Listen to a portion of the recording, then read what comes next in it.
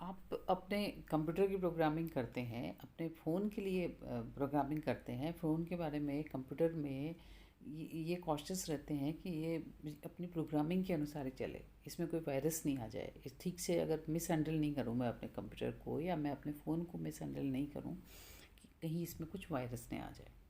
इसी तरह हमारे घर में बहुत सारे गैजेट्स होते हैं, जैसे फ्रिज है, आपका टीवी है। इसको भी हम बहुत केयरफुली, जो इनके साथ जो मैनुअल आता है उस मैनुअल के अनुसार इनको हैंडल करते हैं और केयरफुली हैंडल करते हैं, इसको नीट मेंटेन करके रखते हैं चीज़ों को।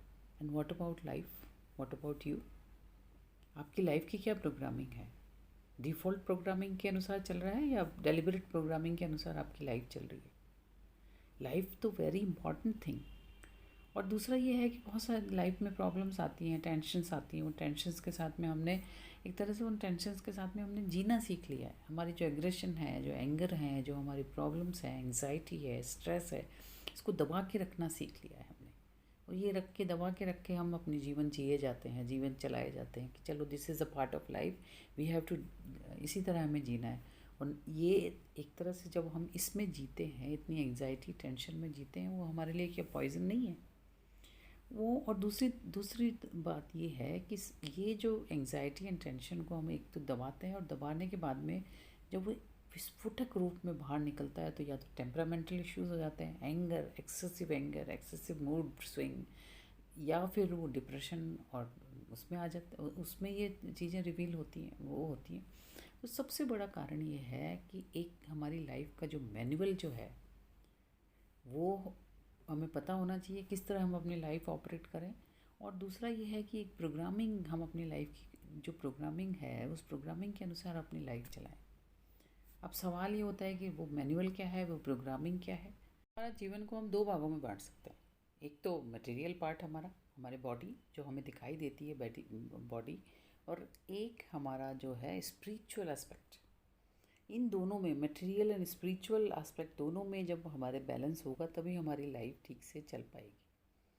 अब स्पिरिचुअलिटी की जब बात आती है, मटेरियल तो हमें समझ में आ जाता है कि हमारी बॉडी है, ये बॉडी जो शरीर हमें दिखाई देता है, इसको मेंटेन करना है, इसको ठीक से मेंटेन करके चलना है। लेकिन स्पिरिचुअल पार्ट क्या है?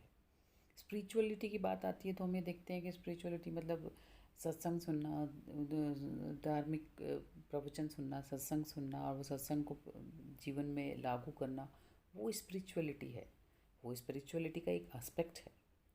स्पिरिचुअल, हमारा जो स्पिरिचुअल पार्ट है वो रियल सेंस में हमारे जो ये वो ये है कि हम अपने thoughts, feelings, emotions, attitude, behaviour, character, और ये जो हमारे जो रिस्पॉन्सेज हैं, हमारे रिएक्शंस हैं, इनको हम यदि ठीक से मैनेज कर लें तो ये हमारे जीवन का स्पिरिचुअल एस्पेक्ट है।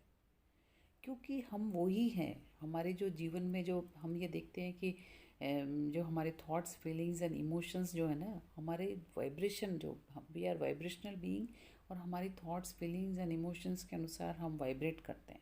हम ये देखते हैं कि हमारी जो बाहर की जो परिस्थितियां हैं, जो कि हमारी जो चारों तरफ की जो परिस्थितियां हैं, वो हमें अफेक्ट कर रही है, वो हमें हमारे पे प्रभाव डाल रही हैं। लेकिन स्पिरिचुअल एस्पेक्ट का मतलब है कि आपकी जो इनर बीइंग है, जो आपके थॉट्स, फीलिंग्स एंड इमोशंस, इसके अनुसार आप वाइब्रेट करते हो।